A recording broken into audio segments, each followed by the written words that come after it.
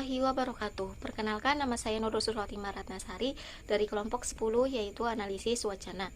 Di sini saya akan menjelaskan mengenai pengertian dari analisis wacana, tujuan, dan karakteristik dari analisis wacana.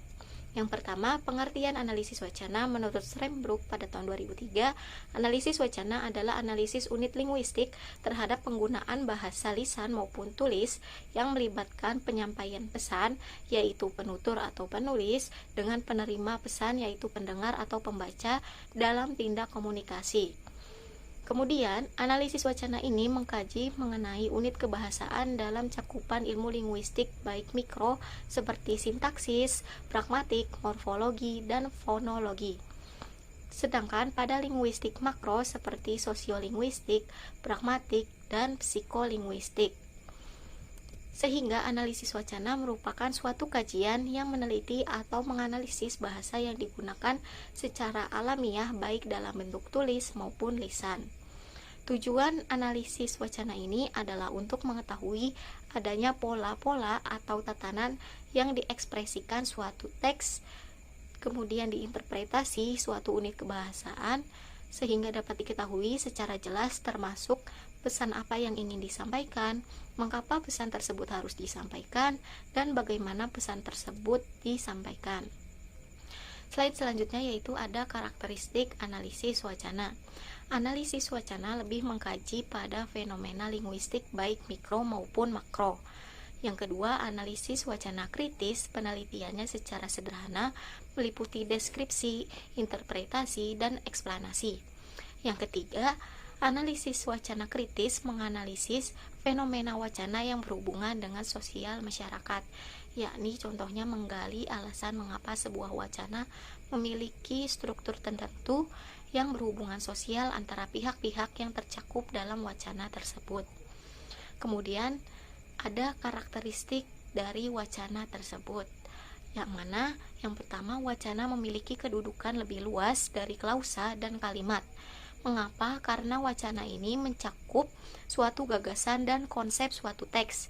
Yang kedua, setiap tindak komunikasi merupakan bagian dari wacana, karena komunikasi melibatkan penyampai pesan, penerima pesan, dan pesan atau kesatuan makna yang utuh yang ingin disampaikan. Yang ketiga, wacana dapat berwujud lisan dan tulis, yang disebut sebagai teks dalam wacana. Di sini saya Fairuza Imara akan melanjutkan presentasi yaitu mengenai jenis-jenis analisis wacana. Analisis wacana ini terbagi menjadi dua jenis. Yang pertama ada analisis wacana sintakmatis. Sintakmatis ini yaitu metode kebahasaan. Dia ini menggunakan metode kebahasaan atau scientific approach, di mana peneliti ini mengeksplorasi kalimat demi kalimat untuk menarik sebuah kesimpulan. Kemudian analisis wacana yang kedua yaitu adanya analisis wacana paradigmatis. Nah, dia ini menganalisis tanda-tanda baca tertentu untuk memperhatikan sebuah wacana ini menemukan makna keseluruhan, seperti itu.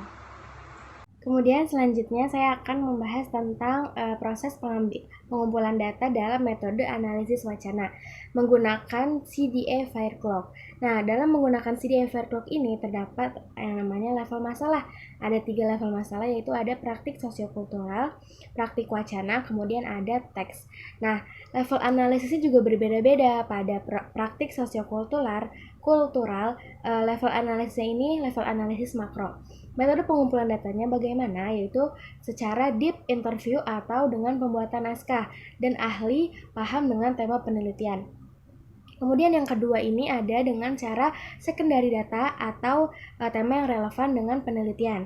Kemudian dengan cara penelusuran literatur yang relevan dengan tema penelitian. Itu untuk praktik sosiokultural. Kemudian yang kedua ini ada praktik wacana. Level analisisnya menggunakan level analisis meso. Metode pengumpulan datanya bagaimana? Yaitu sama aja seperti deep interview dengan pembuatan naskah atau secondary data tentang pembuatan naskah dan pengamatan terlibat pada produksi naskah. Itu untuk praktik wacana. Kemudian untuk teks ini level analisisnya ini secara mikro. Metode pengumpulan datanya bagaimana? Yaitu satu atau lebih metode analisis naskah. Bisa menggunakan metode sintakmatis atau menggunakan paradigmatis yang sudah dijelaskan sebelumnya.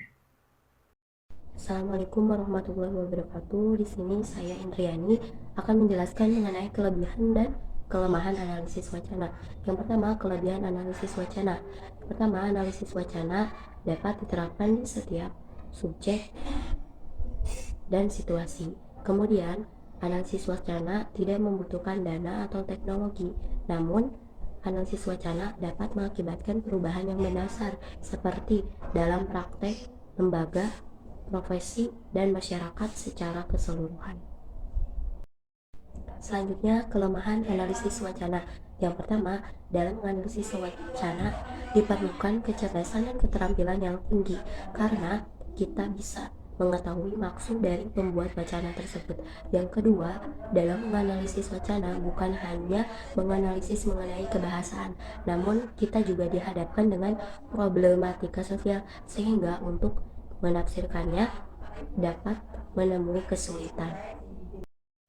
Selanjutnya ketiga, yaitu analisis wacana dalam pemaknaannya semakin rumit karena sebagai bagian dari penelitian sosial dengan pendekatan kualitatif. Selain itu, dalam analisis wacana juga memakai paradigma penelitian. Yang keempat, perlu menguasai teori politik karena analisis wacana lebih banyak meneliti wacana politik.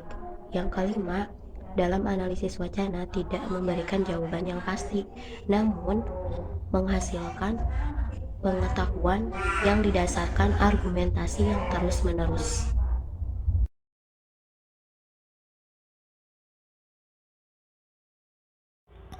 Assalamualaikum warahmatullahi wabarakatuh.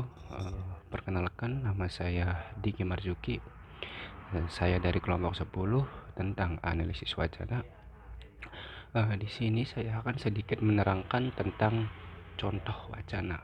Nah, adapun untuk wacananya yaitu selamat datang di Indomaret, selamat berbelanja. Nah, pasti ketika kalian masuk ke Indomaret pernah mendengar sebuah wacana itu. Mari kita analisis. Uh, Wacana tersebut merupakan wacana teks. Kita lihat wacana tersebut sebagai sebuah teks. Siapa dari kasir Indomaret itu merupakan struktur wacana teks, dan kalimat tersebut adalah bentuk wacana untuk mengajak konsumen melakukan transaksi pembelian di Indomaret. Nah, mungkin seperti itu ya. Cukup sekian dari kelompok 10. Kurang dan kurangnya kami mohon maaf. Wabillahi taufiq wal hidayah. Wassalamualaikum warahmatullahi wabarakatuh.